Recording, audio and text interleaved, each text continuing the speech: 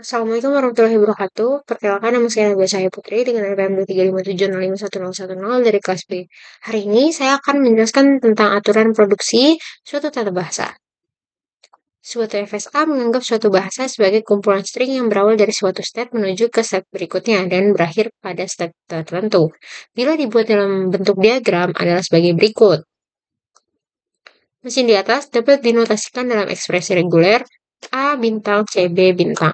Dapat pula dirumuskan dalam suatu aturan produksi, production rules, tata bahasa reguler. Tata bahasa reguler, aturan produksi, batasan A, B, A mengasalkan atau menurutkan B, di mana A berisi satu simbol variabel, B berisi simbol variabel atau terminal. Simbol variabel V non-terminal masih bisa diturunkan misal A kapital, B kapital, C kapital. Simbol terminal atau T hasil yang diturunkan misal A kecil, B kecil, C kecil 0,1. Simbol epsilon itu string kosong. Untuk tupel, suatu tata bahasa formal dinyatakan dengan petupel. G sama dengan VTSP, di mana V himpunan simbol variabel, T himpunan simbol terminal, S simbol awal, dan P himpunan aturan produksi.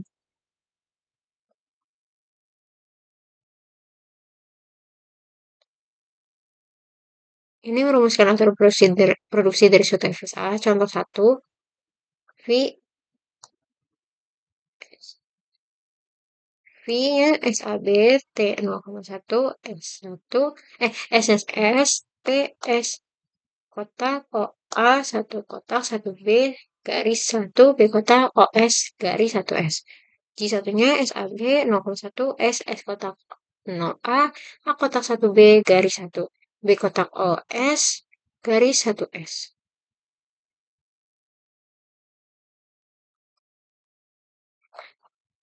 Coba kita cari kuesti.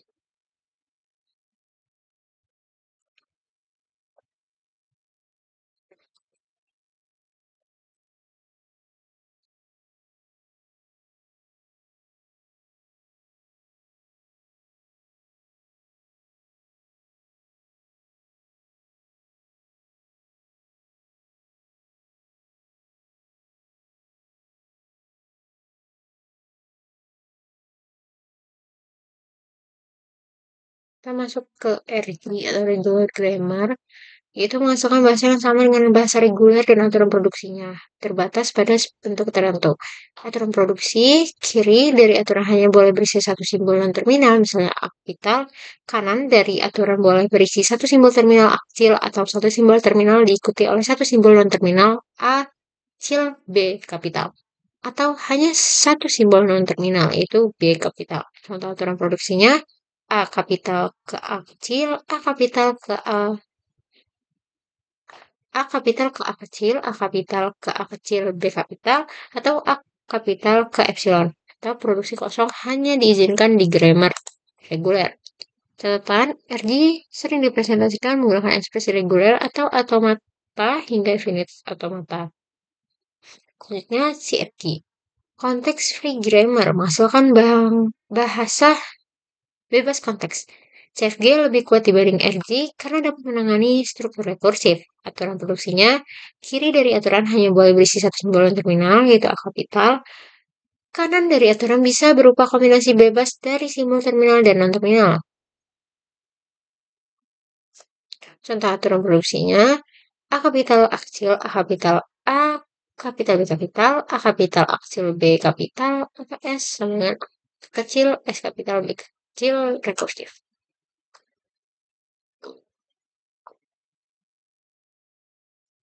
Sini ada CSG dan QG. Coba kita minta contoh soalnya.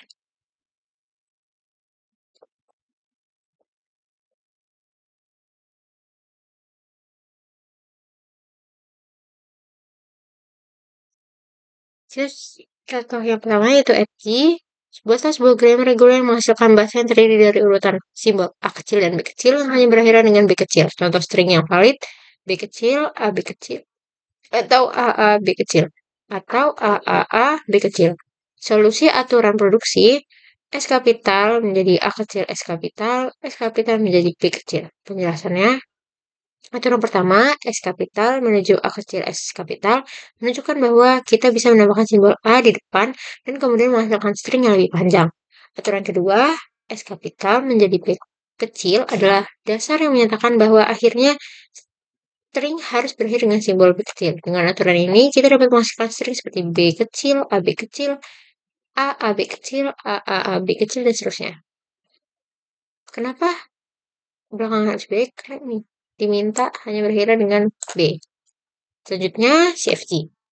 Contoh soal, buatlah di mana jumlah A harus sama dengan jumlah B. Solusi aturan produksinya S sama dengan A kecil S kapital B kecil, S sama dengan epsilon. Tahu tidak ada.